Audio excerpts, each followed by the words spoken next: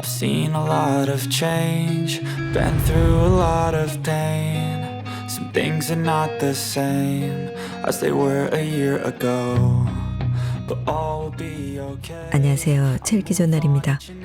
오늘 소개할 책은 내가 가진 것을 세상이 원하게 하라.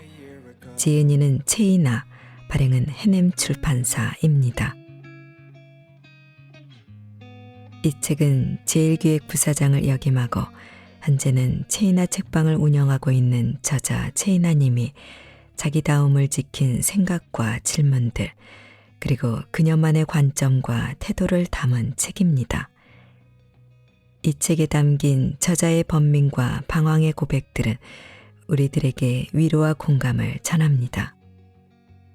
호시탐탐 기자가 되고 싶었던 신입사원 시절, 번아웃에 시달리며 인도로 훌쩍 떠나버린 30대 초반, 치열한 광고업계에서 나이 들매 순간을 받아들여야 했던 40대 순례길 수행.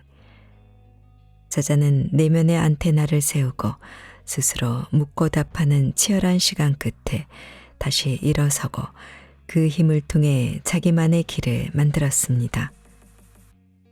이 책은 당장의 솔루션과 노하우를 전하진 않지만 본질로 바로 파고드는 서늘한 질문과 통찰을 통해 독자를 흔들어 놓고 스스로 생각하게 만듭니다. 저자 특유의 조곤조곤 스타일은 책을 읽어가면서 마치 1:1 멘토링을 하는 것 같은 내밀한 시간을 선사하는데요. 무조건 세상에 맞추지 말고 당신이 가진 걸 세상이 원하게 하라고 말합니다. 우리는 얼굴도 성격도 좋아하는 것도 잘하는 것도 다 다른 존재이니까요. 산티아고 순례는 그녀의 인생의 전환점을 맞이하면서 끝까지 가봐야 알 수 있는 귀한 것들이 있다는 깨달음을 얻게 됩니다. 그리고 우리는 죽을 때까지 자기 자신과 살다가는 인생이므로 자신을 사랑하면서 자신의 뜻과 욕망도 존중하며 일하고 살라고 말합니다. 자, 그럼 지금부터 잠시 책 속으로 들어가 보겠습니다. 오늘도 책 읽기 좋은 날과 함께 좋은 시간 보내세요. 구독, 좋아요는 사랑입니다.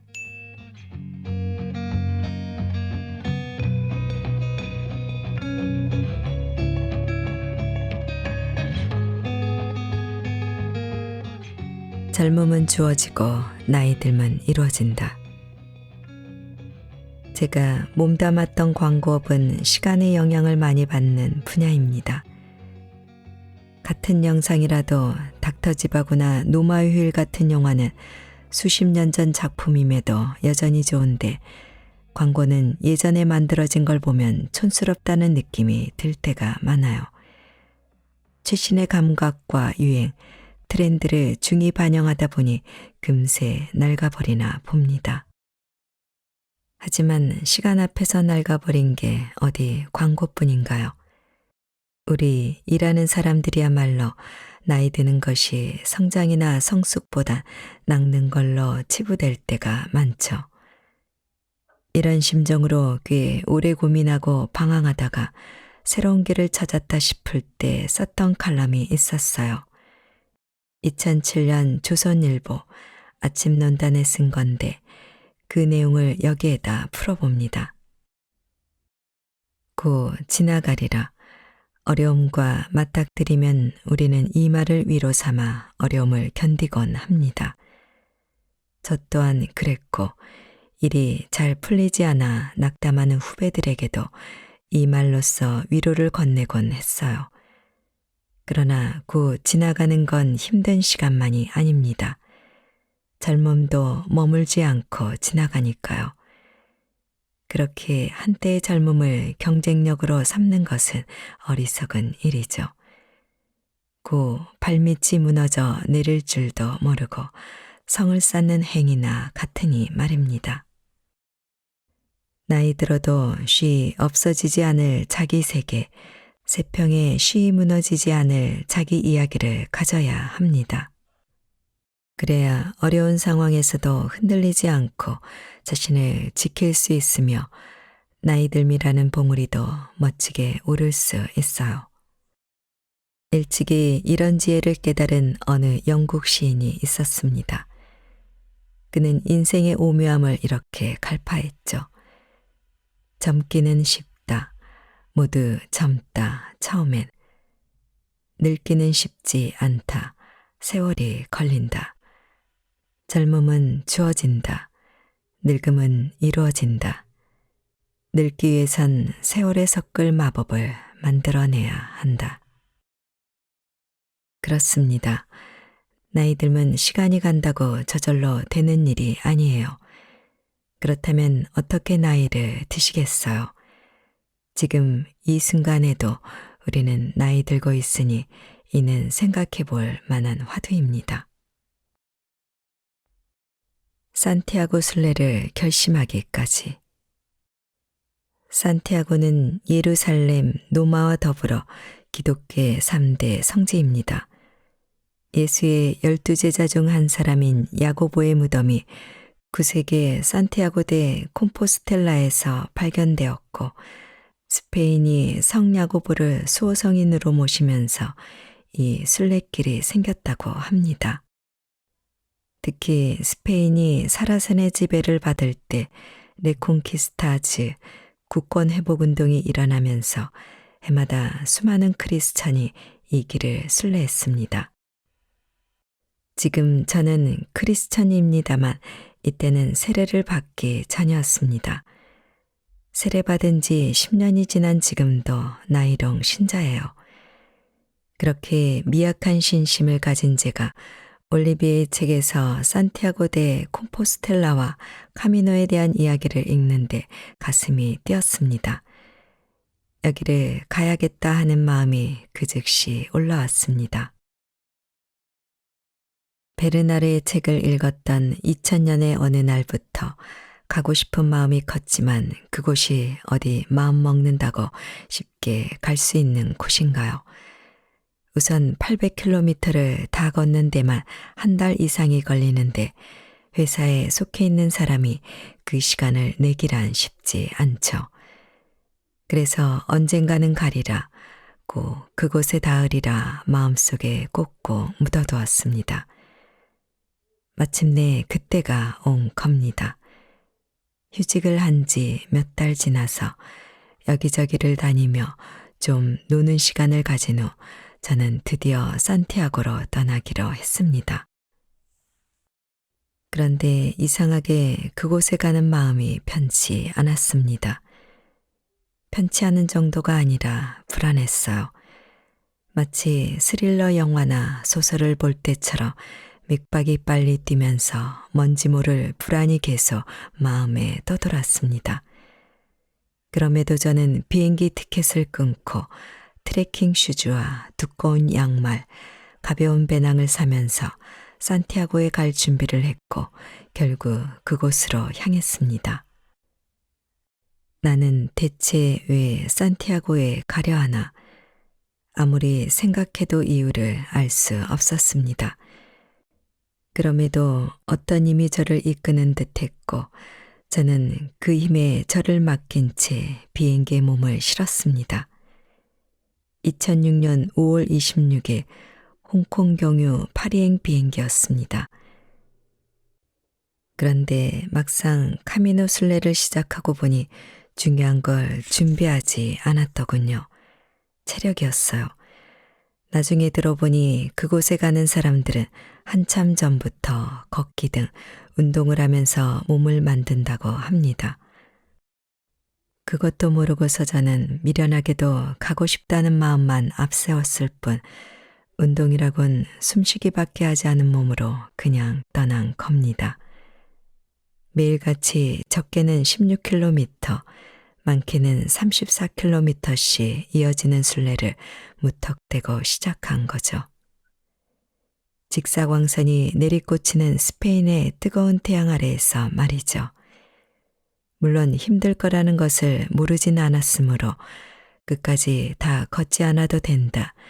걷다가 너무 힘들면 중간에 돌아와도 된다며 저 자신을 안심시켰어요. 그렇게 저는 프랑스 남쪽의 생장피에드포르에서 첫 발을 뗐습니다.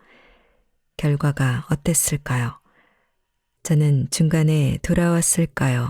아님 산티아고에 닿았을까요?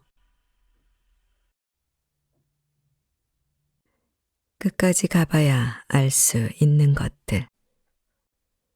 산티아고 순례는 심플 라이프 그 자체였습니다. 아침에 일어나 주식을 먹은 후 짐을 챙겨 6시간에서 7시간 걸은 뒤 다음 숙소에 도착하면 씻고 빨래하고 책을 읽거나 잠깐 낮잠을 잡니다. 그러곤 일어나 동네 성당에 가 기도를 한 후 동네 산책을 하고는 이른 저녁을 먹고 잠자리에 들어요. 이튿날 아침이 되면 다시 일어나 걷고요. 이런 날들의 반복이었습니다. 순례하는 36일 동안 단 하루도 같은 곳에 머물지 않고 산티아고를 향해 걷는 날들이었어요. 태양의 나라답게 스페인의 해는 뜨겁고 강렬했으므로 가급적 아침 일찍 출발했습니다.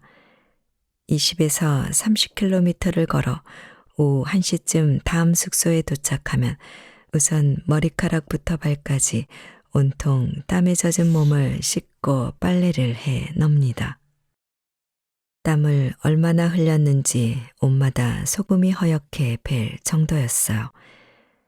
방금 밤 빨래를 널면 스페인의 파란 하늘과 뜨거운 햇볕 아래서 잘도 말랐습니다. 순례자들의 옷이 잔뜩 널려 있는 빨랫줄이 장관이었던 기억이 새롭습니다. 차가운 음료로 목을 죽이고 약간의 간식을 먹은 후엔 숙소 마당에 앉아 발에 잡힌 물집을 땁니다. 걷는 내내 물집으로 괴로웠는데 왜 물집이라고 하는지 그때 알았습니다. 물집은 500원짜리 동전만큼이나 컸는데 둥그렇게 잔뜩 부풀어 오른 물집을 바늘로 찌르면 그 안에서 엄청난 물이 쏟아져 나왔죠. 아프기도 했지만 신기했어요. 와, 물이 이렇게 많이 들어있어서 물집이라 하나보다 생각했습니다. 물집을 따고 나면 다른 순례자들과 이런저런 이야기를 나눕니다. 다음 행선지까지의 정보도 공유하고요. 그러다 이른 저녁을 먹습니다. 저는 술은 잘 마시지 못하지만 스페인의 식사, 특히 저녁 식사 땐 와인이 한 잔씩 딸려 나왔으므로 한두 모금 홀짝였어요. 스페인의 북쪽에서 시작해 대서양 인근의 산티아고를 향해 나 있는 800여 킬로미터 순례길엔 시스템이 잘 갖춰져 있었습니다. 매년 전 세계에서 찾아오는 수백만 명의 순례자들이 숙박과 음식을 해결할 수 있도록 길을 따라 순례자 숙소와 식당이 촘촘히 박혀 있었어요. 산티아고 순례의 출발지 격인 생장피에드포르 사무국에선 순례자 여권을 발행해 주었습니다. 이 여권을 가지면 알베르게라는 순례자 숙소에서 저렴한 가격에 묵고 순례자 식당에서 순례자 메뉴를 먹을 수 있었어요. 그리고 하루를 묵은 알베르게 확인 도장을 받으면 종착지 산티아고의 순례를 마쳤다는 확인증을 주었습니다. 그걸 받아들던 순간의 벅찬 마음이 다시금 떠오르네요. 뜨거운 태양이 내리쬐는 길 위에서 산티아고 순례는 심플 라이프였을 뿐 아니라 매일같이 짐을 싸서 옮겨 다니는 유목민 생활이었습니다. 그런데다 내내 배낭을 지고 걸어야 했으므로 뭘 많이 갖고 다닐 수가 없었어요. 배낭을 차에 먼저 실어보내고 빈 몸으로 걷는 방법도 있는 모양이었지만 저는 제대로 하고 싶었으므로 36일 내내 배낭을 지고 걸었습니다. 출발 전 배낭을 꾸리면서 짐을 줄였는데도 제 키의 3분의 2만큼이나 되어버린 배낭이 얼마나 무겁던지요. 스페인은 낮과 밤의 일교차가 매우 커서 한낮엔 무지막지하게 뜨거웠지만 밤이 되면 기온이 확 떨어져 6월의 밤도 꽤 추웠습니다. 두터운 보온용 옷이 필요했죠. 선택의 갈림길에 놓였습니다. 무거울 것이냐, 추울 것이냐. 저는 추위를 몹시 타는 사람이었지만 그때는 차라리 추운 쪽을 택했습니다. 무거운 배낭은 너무나 버거웠거든요. 숙소에 도착해 마른 옷을 꺼내 갈아입고 나면 배낭이 텅 빌 정도로 필수품만 갖고 다녔어요. 그랬음에도 배낭 무게가 10kg 가까이 되어 어깨와 등이 심하게 아팠습니다. 그뿐이 아니었어요. 순례를 시작하고 사나흘쯤 되었을 때 무릎이 너무나 아픈 겁니다.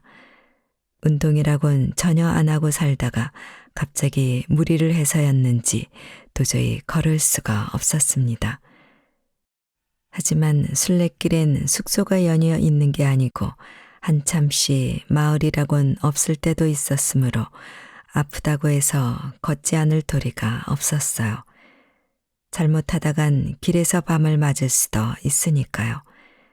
다리를 질질 끌다시피 하며 겨우 걸음을 뗐습니다. 그때 귀인이 나타났습니다.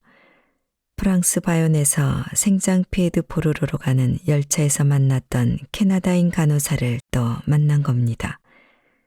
네 번째 산티아고 순례 중인 격려 20년이 넘는 베테랑 간호사였던 그녀는 제 얘기를 듣더니 약국으로 저를 데려갔습니다.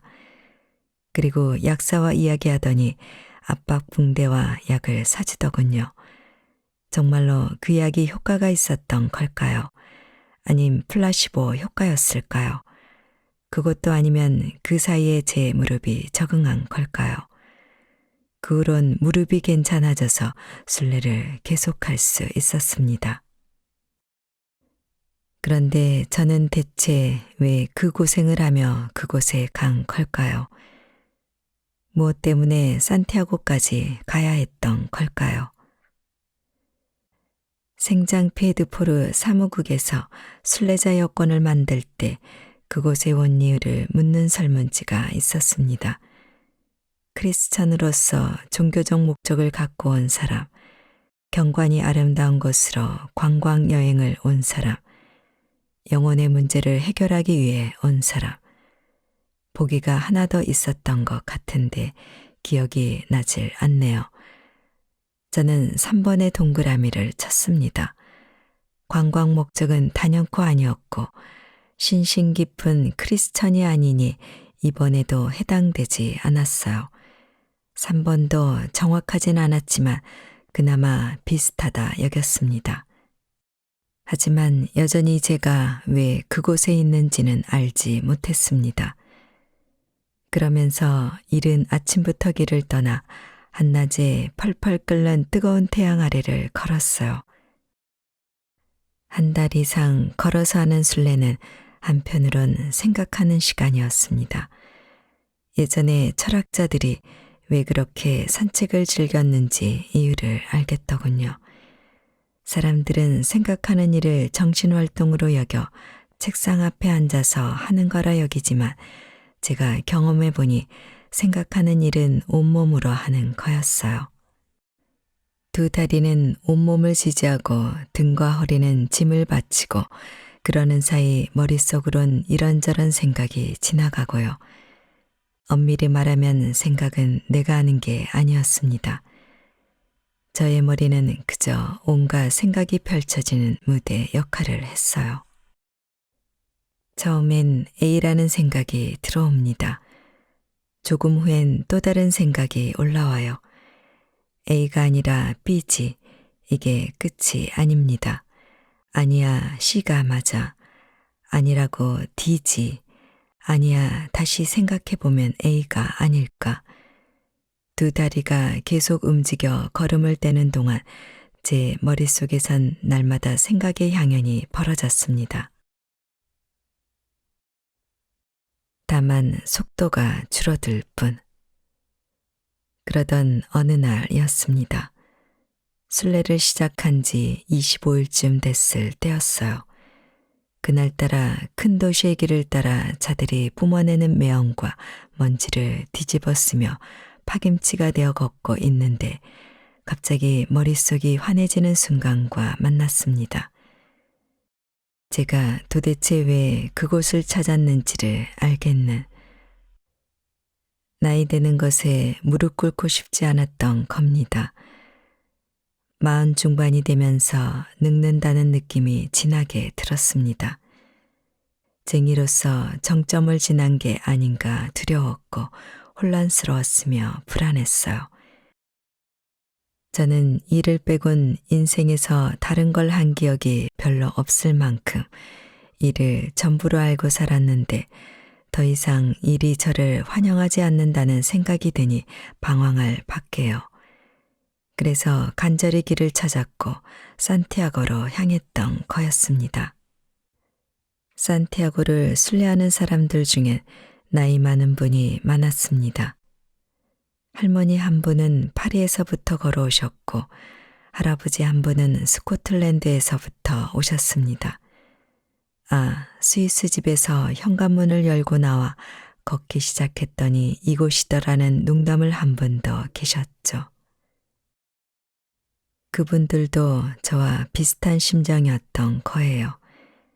나이 들어 일터에서 물러났지만 난 아직 죽지 않았다는 걸 확인하려는, 제 키만큼이나 되는 큰 배낭을 지고서도 꼿꼿하게 걷는 그분들을 보면서 형언하기 힘든 어떤 느낌이 제 가슴 가득 차올랐습니다. 나이 든다고 해서 뭔가를 못하게 되거나 불가능해지는 건 아니다. 다만 속도가 줄어드는 것일 뿐. 저는 그 길에서 귀한 통찰을 얻었습니다. 한 발 한 발 산티아고를 향해 내딛는 사이 지나온 시간들이 보였고 저를 있게 한 힘이 무엇이었는지가 보였습니다. 그럭저럭 잘한다 소리를 듣고 이름이 나고 프로페셔널로 자리를 확고히 하기까지, 또 초반의 여성차별을 듣고 40의 임원이 되기까지 수없이 많은 분들의 도움이 있었다는 것이 명확히 떠올랐습니다. 물론 저도 놀지 않고 열심히 성실히 일했습니다. 크리스마스 이브를 회사에서 보냈던 적도 허다하고 새벽까지 일하다 아침에 퇴근한 날도 숱했어요. 하지만 제가 지쳐 넘어지려 할 때, 비틀거릴 때, 슬럼프에 빠져 다 그만두려고 할 때 제 손을 잡아준 선배와 동료, 뒤에서 밀어준 후배들이 있었습니다. 저 혼자 한 게 아니었어요. 그러자 이 생각이 밀려들었습니다. 돌아가야겠다. 휴직을 마치는 대로 회사로 돌아가 지금까지 내가 받은 것들을 회사에, 후배들에게 갚자. 그러고 나서 그만두더라도 그만두자. 이미 말한 대로 저는 휴직을 마치면 사표를 쓸 생각이었습니다. 하지만 그 순간 다른 생각이 들었어요. 그러기엔 제가 받은 게 너무 많다는 생각. 지금까지 회사에 대해 불만만 말했지 아쉬운 걸 고치기 위해 애쓴 적이 없다는 생각이 들었죠. 그러니 이제부터라도 그 노력을 다한 후 부끄러움 없이 그만두자고 다짐했습니다. 감각과 끼는 광고를 하는 쟁이들에게 전부는 아니지만 꽤나 중요한 차질입니다. 하지만 나이 들고 늙으면 이 점만 못한 게 사실입니다. 그렇지 않은 사람도 있지만 대개는 나이가 들수록 세상의 변화를 알고 받아들이는 데 둔해지고 느려집니다. 저도 그랬던 것 같아요. 그래서인지 나이 든 광고쟁이들은 스마트폰이나 통신, 화장품, 게임 같은 핫한 품목의 광고 프로젝트에서 잘 찾지 않아요. 젊은 친구들이 기꺼이 하지 않으려는 광고를 떠맡게 되는 경우가 많죠. 그날 이런 다짐을 했습니다. 돌아가면 치약 광고든 관절염 약 광고든 가리지 말고 하자. 요구하거나 따지지 말고 회사가 하라는 걸, 후배들이 해달라는 걸 하자. 그렇게 백의종군하면서 도리를 다하고 나서 이제 됐다 싶으면 그때 그만두자. 치약 광고나 관절염 약 광고를 폄하하려는 뜻은 전혀 없습니다. 실제로 저는 그렇게 했습니다. 회사로 돌아가 6년을 더 일한 뒤 흔쾌한 마음으로 은퇴했습니다. 아마도 이런 시간을 가지지 않았다면 저의 퇴직은 많이 달랐을 거라 생각합니다. 그리고 이 생각을 만난 후 나머지 순례길은 오직 벅차고 깊었습니다. 길을 찾았으니까요. 나이가 들면서 불안하고 두려움에 방황하던 때 드디어 어느 길로 가면 될지 알아차렸으니까요. 그런 생각을 하면서 드디어 36일 만에 산티아고에 닿았고 도착한 날 정오에 산티아고 성당에서 정오 미사를 드렸습니다. 길을 걸으면서도 날마다 눈물바람이었지만 그래서 평생 흘릴 눈물을 여기에다 뿌린다 생각했지만 웬걸요. 미사를 보는 내내 흐느껴 울었습니다. 특히 미사 초반에 신부님이 오늘 아침 산티아고에 한국인 순례자 한 사람이 당도했습니다. 라고 하셨을 때 큰 울음이 터져 나왔어요. 저를 거기로 데려간 모든 날들을 돌아보며 흘린 눈물이었습니다. 도대체 산티아고 순례를 왜 하는지 알지 못한 채로 알지 못할 힘에 이끌려 비행기를 탔다는 말씀은 앞에서 드렸지요. 끝까지 다 가지 않아도 된다고, 도중에 돌아와도 된다고 저를 위로했다는 말씀도요. 그런데 다 걸었습니다. 기어이 산티아고에 가 닿았어요. 그러면서 중요한 거 한 가지를 알게 되었습니다. 끝까지 가봐야 알 수 있는 것들이 있다는 것을. 만약 제가 너무 힘들어 일주일 만에 혹은 20일 만에 돌아갔다면 어땠을까요? 그것도 나름 좋은 경험이 되었겠지만 40 후반과 50 초반을 지지해준 생각들은 만나지 못했을 테고 저의 인생도 다르게 흘러갔을 겁니다. 그 후론 힘들 때 이렇게 되뇌곤 합니다. 좀 더 가보자. 조금만 더 가보자. 끝까지 가봐야 알 수 있는 귀한 것들이 있다. 그런 시간을 보낸 후에 나는 지금보다 한결 나아져 있을 거다라고요. 누구도 내려가는 길을 피할 수 없다. 저는 지는 해입니다. 2006년 12월 제27회 청룡영화상 시상식에서 한 배우가 이런 수상 소감을 밝혔습니다. 젊은 후배가 받아야 할 상을 늙은 자신이 받아 숭고하다는 뜻이었습니다. 그는 바로 변희봉, 봉준호 감독의 괴물에서 아버지 역으로 열연해 65세의 나이에 남우조연상을 수상했죠. 영화, 드라마, 뮤지컬, 음악, 여러 분야에서 해마다 많은 아티스트들이 상을 받고 난 후 수상자가 한 어떤 소감은 많은 사람들에게 회자됩니다. 2021년 아카데미 여우조연상을 받은 윤여정 배우의 위트 있는 소감이 대표적입니다. 배우이자 영화 미나리의 제작자였던 브래드 피트에게 그녀는 당신은 우리가 열심히 영화를 찍을 때 어디에 있었느냐라고 한방 날리더니 글렌 클로즈 등 여우조연상 후보에 함께 오른 배우들에겐 우리는 각자 다른 역을 연기했고 서로 경쟁 상대가 될 수 없다라고 말하는 듯 인상 깊은 소감을 남겼습니다. 삶의 후반전을 대하는 법. 변희봉 배우의 수상소감을 10수년이 지난 지금도 또렷이 기억하는 것은 늙은 배우의 심장이 절절히 와 닿았기 때문입니다. 그 무렵 저는 40 중반을 통과하면서 나이 든다는 것을 실감하고 있었고 얼마쯤은 불안하고 두려웠습니다. 산티아고 순례를 하며 매일같이 제가 한 것은 생각이었는데 그 중엔 이런 것도 있었습니다. 책을 써야겠다. 제목도 정했어요. 내려가는 길. 그때는 당장이라도 쓸 것 같았는데 어찌하다 보니 이제야 쓰고 있네요. 그런데 왜 제목을 내려가는 길로 정했을까요? 그 후에 제 시간은 내려가는 시간이라는 걸 자각한 겁니다.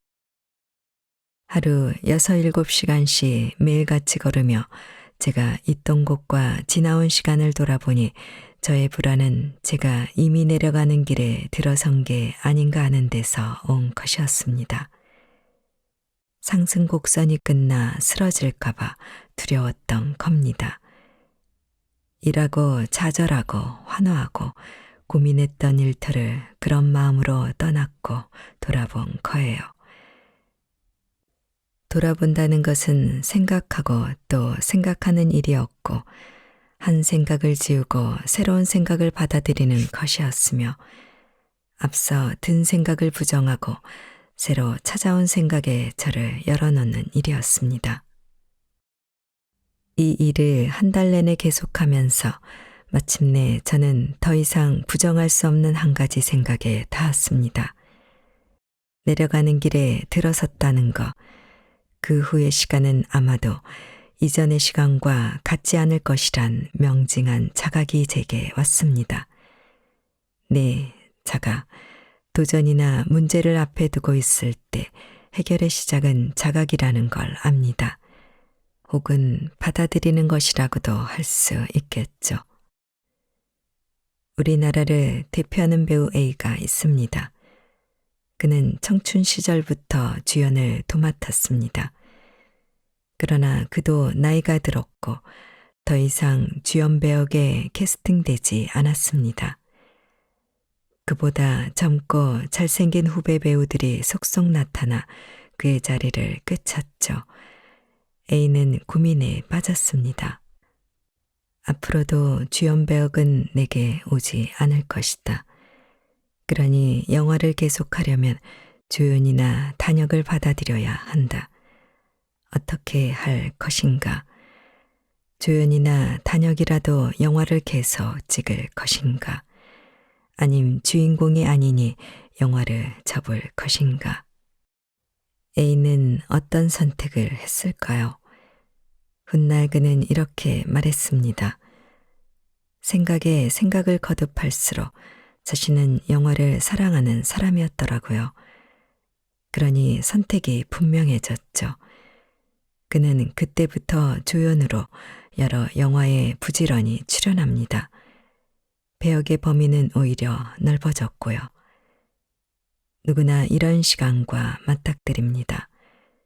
특히 인생의 전반전을 화려하게 보낸 사람일수록 원치 않는 변화와 도전 앞에서 당황하죠.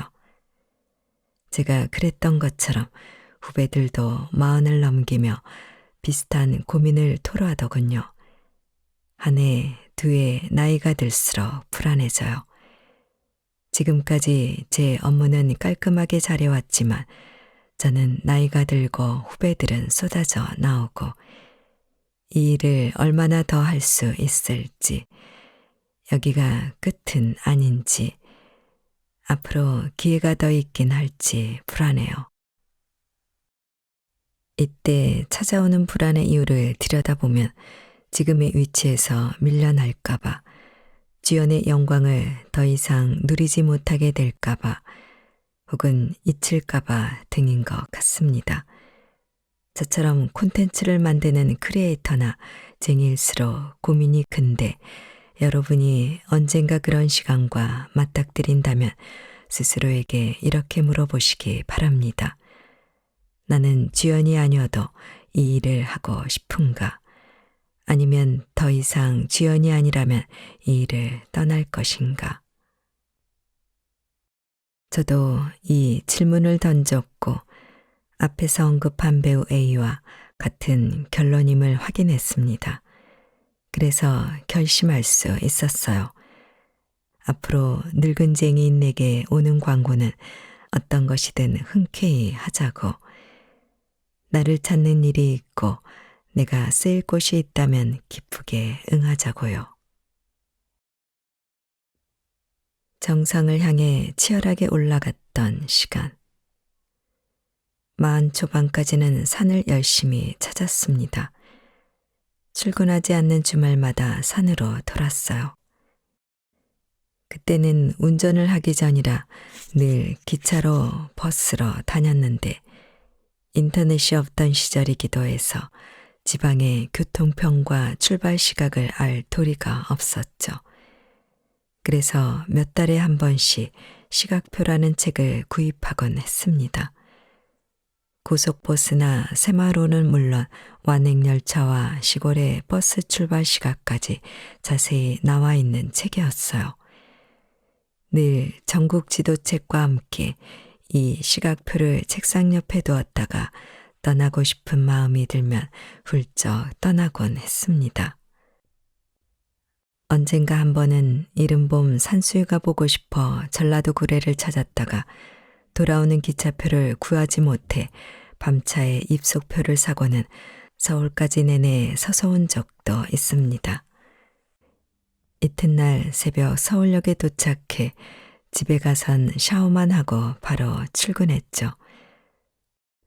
또 어느 날인가는 모처럼 집에서 주말을 보내다 눈앞에 어른거리는 남도 벚꽃의 유혹을 물리치지 못해 그 길로 집을 나서서 남해인 고속버스를 탄 적도 있습니다. 흐드러지게 핀 벚꽃 속에서 하루를 보낸 것까지는 좋았는데 일몰로 유명한 미륵도 공원에 앉아 해지는 걸보다 버스를 놓치기도 했어요. 그야말로 물멍이었습니다. 산을 즐겨 찾으면서 중요한 걸 배웠습니다. 올라가는 길보다 내려가는 길이 훨씬 더 힘들다는 것. 혹시 넘어지더라도 오르막길에선 무릎만 가지고 말지만 내려오는 길에 넘어지면 구르거나 발목을 삐거나 상처가 깊어요. 나만 그런 건 아니다. 모든 산행엔 오르는 길과 내려가는 길이 있습니다. 고도 1000m가 넘는 산에 가면 몇 시간씩 오른 뒤 꽤 필요한 상태에서 내리막을 맞이하죠. 인생살이도 비슷한 데가 있어요. 오르는 길은 젊은 시절에 맞이합니다. 힘은 들어도 인생이 상승한다는 느낌도 있고 성취감도 있습니다. 하지만 힘들게 올라도 정상에 머무는 시간은 잠시이고 금세 내려가는 길이 시작되죠. 에베레스트 등 세계 7대륙 최고봉 완등과 남북극점 정보, 북구 횡단, 에베레스트 3회 등정의 기록을 가지고 있는 허영호 대장도 갖은 위험과 고생 끝에 에베레스트 정상에 서지만 그곳에 머무는 시간은 10분도 채 되지 않을 정도로 짧다고 이야기합니다. 그러곤 올라갈 때보다 더한 어려움을 뚫고 하산합니다. 인명사고도 하산길에 더 많이 일어나고요. 그걸 알고도 그는 또 산악인들은 지금도 산에 오르고 또 내려오죠. 그 누구도 내려가는 길을 피할 수 없다는 걸 깨닫고 나니 마음이 편해지더군요. 어려움을 겪을 때 가장 큰 위로는 나만 그런 게 아니라는 걸 알 때가 아니던가요. 왕성하게 활동하며 성취하는 시절이 있는가 하면 다른 성질의 시간도 있다는 거. 내려가는 길을 피할 수 없다면 그 시간 또한 잘 보내야겠다는 생각이 드는 겁니다. 내려가는 길을 잘 보낸다는 건 어떤 걸까? 질문이 달라졌고 저는 어느새 그 길을 받아들이고 있었습니다. 나는 나를 충분히 사랑했나? 저는 꽃을 거의 사지 않습니다. 집에 꽃이 꽂혀 있는 날은 누군가가 꽃을 선물한 날입니다. 꽃이 질 때의 모습을 보는 일이 제겐 참 괴로워요. 꽃이 수명을 다하면 시들다 못해 꽃잎에 검은 반점이 생기고 꽃병에선 시큼한 냄새까지 올라오는데 그것이 있고 우리가 늙고 병드는 모습과 흡사해 보고 싶지가 않은 거예요. 그렇게 형편없는 몰골로 지는 꽃을 보면서 이런 생각도 했습니다. 그래, 늙는 건 받아들일 수 있어. 하지만 나이가 든다고 꼭 아파야 할까? 아프지 않고 늙기만 할 수는 없을까? 그러면서 깨달았습니다. 대신 아프고 싶다는 건 마음일 뿐 온전히 스스로의 몸으로 아파야 하는 거구나. 자식과도 아내와도 남편과도 부모와도 죽도록 사랑했던 사람들과도 어느 순간엔 손을 놓는 거구나. 우리는 죽을 때까지 자기 자신으로 살다 가는 거구나. 우리는 다 개별자요, 단독자구나. 생각이 여기에 이르자 다시 질문이 올라왔습니다. 그렇다면 나는 나를 충분히 사랑했던가? 내가 원하는 것을 하면서 살았나?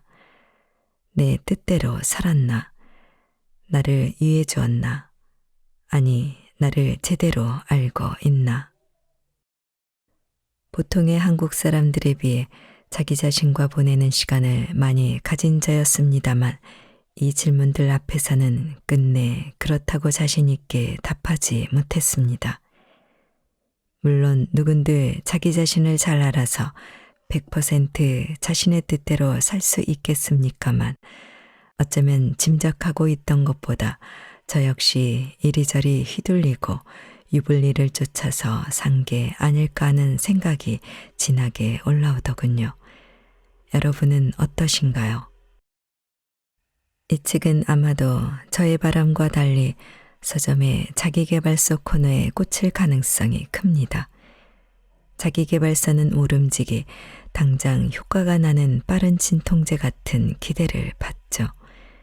하지만 저는 독자들의 당장의 기대에 맞추고 싶지 않습니다. 그보다는 우리가 바라봐야 할 것, 고개를 좀 더 높이 들고 목을 길게 빼 바라봐야 할 곳을 보는 계기를 드리고 싶습니다. 다시 한번 써봅니다. 우리는 죽을 때까지 자기 자신과 살다 갑니다. 죽도록 사랑했던 사람과도 언젠가는 헤어져야 합니다. 그러니 죽는 그 순간까지 함께하는 존재는 바로 자기 자신입니다. 그런 존재에 대해 우리는 얼마나 알고 있나요? 얼마나 사랑하나요? 오해는 하지 말기 바랍니다.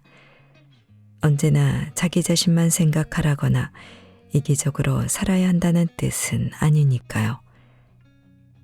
타인의 기준과 취향에 맞추려고만 하지 말고 자신의 뜻과 욕망도 존중하며 일하고 살라는 의미입니다. 우리는 다 자기 인생을 사는 것이며 자기 개발 역시 좀 더 잘 살아보고자 하는 거니까요.